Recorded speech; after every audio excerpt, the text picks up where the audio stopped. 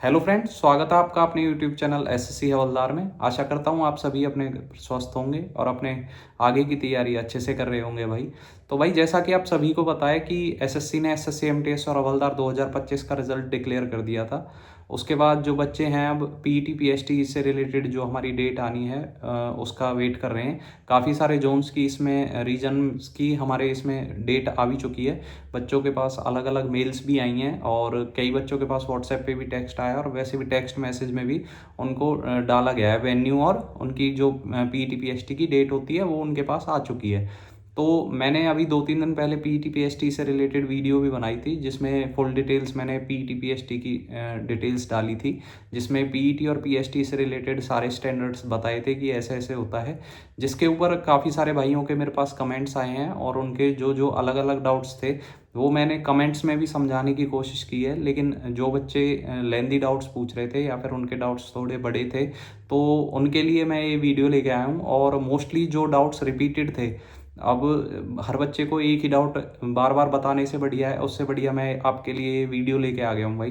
तो इस वीडियो में जितने भी आपके पीईटी पीएसटी से रिलेटेड कॉमन डाउट्स थे वो मैं आपको इस वीडियो में बताऊंगा। और आई थिंक इस वीडियो के बाद आपके पीईटी पीएसटी से रिलेटेड सारे ही डाउट्स क्लियर हो जाएंगे। तो सबसे पहले जो वीडियो में जो डाउट्स आए थे वो आया था, सबसे पहला जो डाउट था, क्या जो हमारा पीईटी पीएसटी होता है इसके क्या ये क्वालिफाइंग होता है या इसके मार्क्स जोड़े जाते हैं? तो भाई इसके मार्क्स बिल्कुल नहीं जोड़े जाते हैं। ये आपका क्वालिफाइंग नेचर का होता है और इसमें आप जो वॉकिंग करते हो इसके भी कोई मार्क्स नहीं होते हैं। बच्चों ने ये भी पूछा है क्या सर हम जो वॉकिंग करते हैं इसके मार्क्स दिए जाते हैं हमें? जैसे कोई बच्चा 10 मिनट में कर लेता है, कोई बच्चा 12 मिनट में करता है, कोई बच्चा 13 मिनट में करता है, तो क्या इसके मार्क्स होते हैं? तो इसके मार्क्स बिल्कुल नहीं होते हैं भाई।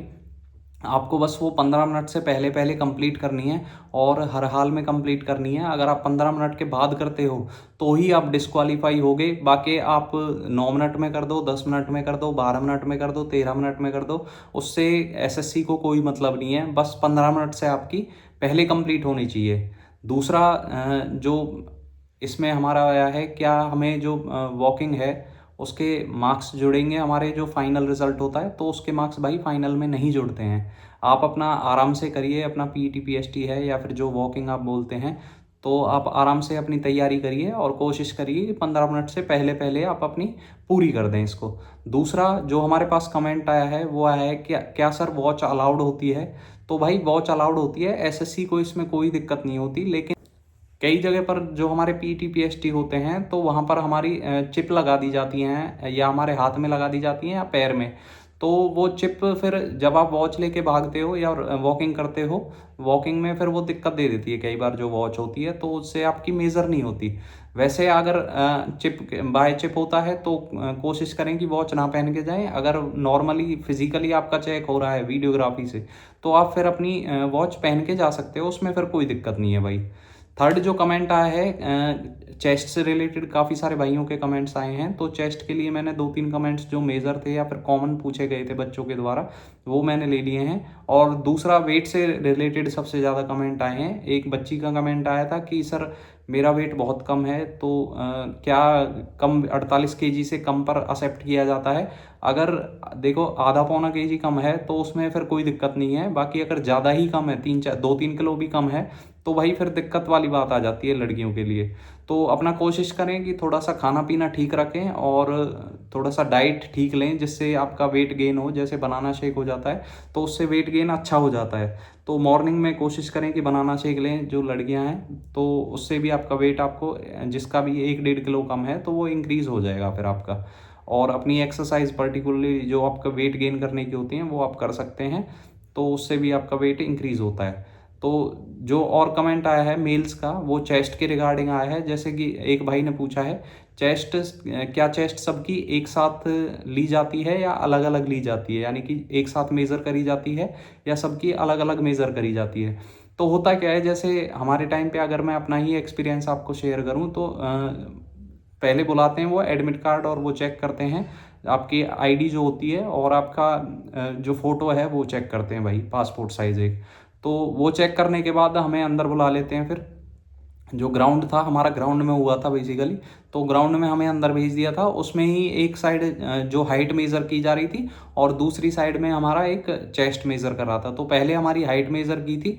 हाइट मेज़र करते टाइम आपके शूज़ आउट करवा देते हैं, शूज़ उतरवा देते हैं, और आपकी जो अपर बॉडी का वो होता है, टी शर्ट वगैरह जो भी आप पहन के रखते हो वो निकलवा देते हैं साथ के साथ। मेल के लिए मैं बता रहा हूँ ये।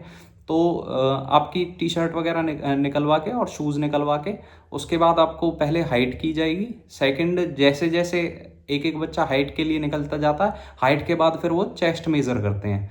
तो साथ के साथ एक एक बच्चा जाता रहता है, और वो खुले में था हमारा, तो जो पीटी पीएसटी था ग्राउंड में था, तो उसमें कोई वो नहीं है कि सब बच्चों की एक साथ ही करा दी जाती है। सबको बोल देंगे कि भाई अपने शूज़ निकाल दो और अपर जो है आपकी टी शर्ट होगी या शर्ट होगी वो निकाल के, और पहले हाइट मेज़र करते हैं वो, उसके बाद आपकी फिर चेस्ट मेज़र होती है। तो पहले हाइट, फिर उसके बाद चेस्ट आपकी मेज़र की जाती है। तो सभी का एक साथ हो जाता है फिर वो लाइन से। और जैसे जैसे आपका 10-12 बच्चों का ग्रुप बन जाता है उसके बाद फिर वो वॉकिंग स्टार्ट कर देते हैं। जो भी बच्चा हाइट और चेस्ट में क्वालिफाई कर जाता है उसके बाद फिर वो 10 बच्चे या 12 बच्चे इकट्ठे करते हैं, उसके बाद आपकी वॉकिंग स्टार्ट कर देते हैं। तो वॉकिंग में आप फिर जब आपकी हाइट और चेस्ट हो जाती है उसके बाद आप अपने शूज़ और आपकी जो वो होती है टी शर्ट वगैरह या अपर होता है वो आप डाल सकते हो, और अपना पीटी जो होता है आपका वो दे सकते हो। टी शर्ट पहन के भी दे सकते हो, अगर बिना टी शर्ट के देना तो वो भी दे सकते हो, उसमें कोई दिक्कत नहीं है एसएससी वालों को।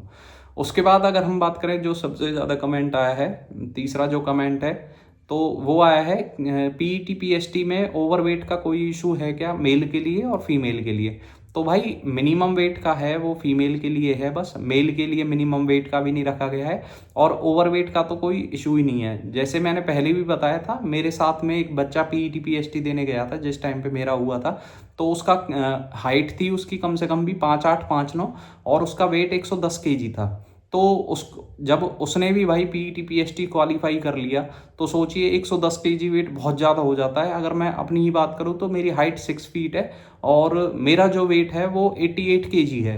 6 फीट पे 88 केजी आई थिंक ठीक होता है वेट। और उस भाई का तो 5'8", 5'9" हाइट पे भाई 110 केजी, और वो भाई उसने हमारे साथ क्वालिफाई की थी।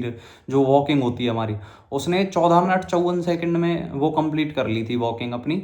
और मतलब काफ़ी ठीक उसने भाई वॉकिंग करी थी, हमारे साथ साथ ही वॉक करता रह गया था, और लास्ट का जो राउंड था वो उसमें पीछे रहा था हमसे बस, तो उसी में उसका टाइम इंक्रीज हो गया था। अगली जो हम बात करें तो ओवरवेट का इसमें कोई भाई इशू नहीं है। आपका वेट कितना भी हो ज़्यादा, बस 48 केजी से कम नहीं होना चाहिए। ये फीमेल के लिए है भाई, पैरामीटर जो है आपका वेट का वो मिनिमम का है। 48 केजी से कम ना हो फीमेल्स का, 48 केजी से ज़्यादा ही हो तो ज़्यादा बेटर है। अगर आधा पौना केजी कम भी रह जाता है तो उसमें कोई इशू नहीं है, वो कंप्लीट कर देते हैं फिर। उसके बाद एक भाई का कमेंट आया है कि सर बिना एक्सपेंशन के ही अगर मेरी चेस्ट 100 सेंटीमीटर है तो मुझे क्या एक्सपेंशन करने की ज़रूरत पड़ेगी या नहीं पड़ेगी। ये काफ़ी कॉमन कमेंट है, और कई बच्चों का कमेंट आया है जिसमें इसी में ही कॉमन कमेंट आया है कि सर मेरी 100 सेंटीमीटर है और उसके बाद मेरा जो एक्सपेंशन है वो 5 सेंटीमीटर पूरा नहीं हो पा रहा है। बिना एक्सपेंशन के 100 सेंटीमीटर है और उसके बाद एक्सपेंशन मैं नहीं कर पा रहा हूँ 5 सेंटीमीटर का। तो भाई इसमें स्पेशली लिखा हुआ है, जो आपकी जो एसएससी ने नोटिफिकेशन निकाला है कि भाई आपको 81 सेंटीमीटर मिनिमम रखनी है विदाउट एक्सपेंशन, और 5 सेंटीमीटर का आपको एक्सपेंशन चाहिए ही चाहिए। यानी कि 81 सेंटीमीटर विदाउट एक्सपेंशन और 86 सेंटीमीटर मिनिमम है। ये मिनिमम ग्राउंड है आपका चेस्ट के लिए। तो आपको कम से कम 81 सेंटीमीटर होनी चाहिए विदाउट एक्सपेंशन, और 86 सेंटीमीटर मिनिमम होनी चाहिए विद एक्सपेंशन, यानी कि 5 सेंटीमीटर एक्सपेंशन आपको चाहिए ही चाहिए। चाहे आपकी 100 सेंटीमीटर है, चाहे 105 है, चाहे 110 है, तो वो आपको एक्सपेंशन रखना ही रखना है। उसके लिए अगर कई बच्चों का जैसे नहीं आ पा रहा है एक्सपेंशन, तो वो अपना भाई रेगुलर एक्सरसाइज करें चेस्ट की, क्योंकि जैसे कई बार हमारे वेट ज़्यादा हो जाता है या फिर जो फैट ज़्यादा हो जाता है चेस्ट पर, तो उसकी वजह से एक्सपेंशन नहीं आ पाता। तो आप अपनी रेगुलर, अब अभी आपके पास जैसे 10-12 दिन हैं, तो आप अपना डेली एक्सरसाइज करें, और डेली एक्सरसाइज करके अपनी चेस्ट को थोड़े इम्प्रूव करें और अपना एक्सपेंशन भी बढ़ा लें। बाकी चेस्ट की जो एक्सरसाइज हैं वो आपको यूट्यूब पर भी मिल जाएंगी काफ़ी सारी, आप चेक करके देख सकते हैं यूट्यूब पर, और उससे हकीकत में ही भाई फ़ायदा मिलता है। जैसे कि मैंने कई फिजिकल दिए हैं, तो मेरा खुद का एक्सपीरियंस है, चेस्ट में काफ़ी इम्प्रूवमेंट आता है। तो अपनी एक्सरसाइज टाइम टू टाइम करते रहिए और अपना फिजिकल भाई अच्छे से करें। और काफ़ी नज़दीक आ चुका है अब तो पीईटी पीएसटी, जैसे कि डेट आनी स्टार्ट हो ही गई हैं, कुछ बच्चों का पोस्टपोन भी हुआ है इसमें। तो कोशिश करें कि अब अपनी इम्प्रूवमेंट अच्छे से करते रहिए, डे बाय डे अपना जो है थोड़ा सा वर्कआउट इंक्रीज कीजिए और अपने पीईटी पीएसटी की अच्छे से तैयारी कीजिए। नेक्स्ट जो कमेंट आया है वो आया है कि सर जो लोग पीईटी पीएसटी में फेल हो जाएंगे, क्या उनका नाम एमटीएस में आएगा या नहीं आएगा? अगर वो हवलदार के पीईटी पीएसटी में फेल हो जाते हैं, क्या उनका नाम एमटीएस में दिया जाएगा फाइनल में या नहीं दिया जाएगा? और एक बच्चे का कमेंट आया था, वो काफ़ी कंफ्यूज था कि सर जैसे एक किसी ने उसको डिसगाइड कर दिया, मिसगाइड कर दिया, तो उसने पूछा कि सर जैसे हम अगर हवलदार के पीईटी पीएसटी में फेल हो जाते हैं तो क्या हमें एमटीएस में भी फेल कर दिया जाता है? तो भाई ये एक तरीके से अलग, इन दोनों का जो क्राइटेरिया है वो अलग अलग है। एमटीएस के लिए जो आपका है वो एक पेपर है बस, और जो आपके हवलदार की वैकेंसी है उसमें आपका पेपर के साथ पीईटी पीएसटी भी कंडक्ट कराया जाता है।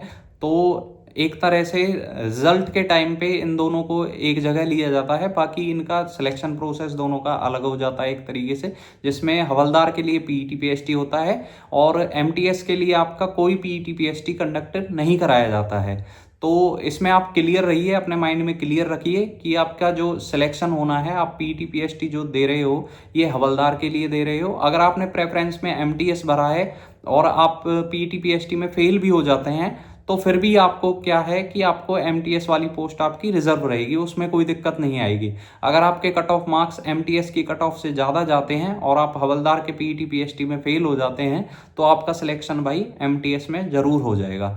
तो ये अपने माइंड में क्लियर रखें कि आप के जो पीईटी पीएसटी है उसका असर आपकी एमटीएस की वैकेंसी पर बिल्कुल नहीं पड़ेगा, और अगर आपने प्रेफरेंस में एमटीएस भरी है तो यही हमारे पीईटी पीएसटी से रिलेटेड कुछ डाउट्स थे बच्चों के, जो मैंने इस वीडियो में बताने की कोशिश करी है। और आई थिंक भाई बच्चों के सभी डाउट्स मोस्टली मैंने कवर कर लिए होंगे इस वीडियो में। अगर फिर भी कोई डाउट रह जाता है तो आप वीडियो पे कमेंट करके आप पूछ सकते हैं, मैं कोशिश करूंगा कि उनको भी रिजॉल्व करूं कमेंट में ही। अगर वीडियो में कमेंट में मैं आपको रिजॉल्व नहीं कर पाऊंगा आपके डाउट्स, तो मैं फिर से आपके लिए वीडियो लेके आऊँगा। तो आप भाई ऐसे ही कमेंट करते रहिए और अपने डाउट्स हमें बताते रहिए, हम उन्हें रिजॉल्व करने की कोशिश ज़रूर करेंगे। तो इस वीडियो में भाई मोस्टली मैंने कमेंट्स ही कवर किए हैं जो बच्चों के डाउट्स थे। तो आगे अगर हम बात करें पीईटी पीएसटी, आपका मैंने फुल डिटेल्स वीडियो पहले भी बनाई है, और वो अगर आप किसी बच्चे ने नहीं देखी है तो वो चैनल में जाकर देख सकते हैं। और तो चलिए भाई इस वीडियो में इतना ही, बाकी आगे बात करेंगे। वीडियो को लाइक करें, चैनल को शेयर और सब्सक्राइब करें। जो बच्चा मुझसे पर्सनली बातें करना चाहता है या फिर पर्सनली अपने डाउट्स पूछना चाहता है, वो मुझको इंस्टाग्राम पर फॉलो करके टेक्स्ट कर सकता है। भाई फॉलो ज़रूर करें पहले, क्योंकि काफ़ी सारे बच्चों के जो मैसेज हैं वो हिडन रिक्वेस्ट में चले जाते हैं, उनको मैं फिर नहीं देख पाता। और पहले फॉलो कर लें, उसके बाद आपके जो मैसेज हैं या फिर टेक्स्ट हैं वो मेरे पास सीधे आते हैं रिक्वेस्ट में, उसके बाद वो हिडन रिक्वेस्ट में नहीं जाते। तो कोशिश करें कि फॉलो करके तब टेक्स्ट करें, और जिससे मैं आपके मैसेज सीधे देख पाऊँ। तो इस वीडियो में इतना ही भाई, थैंक यू।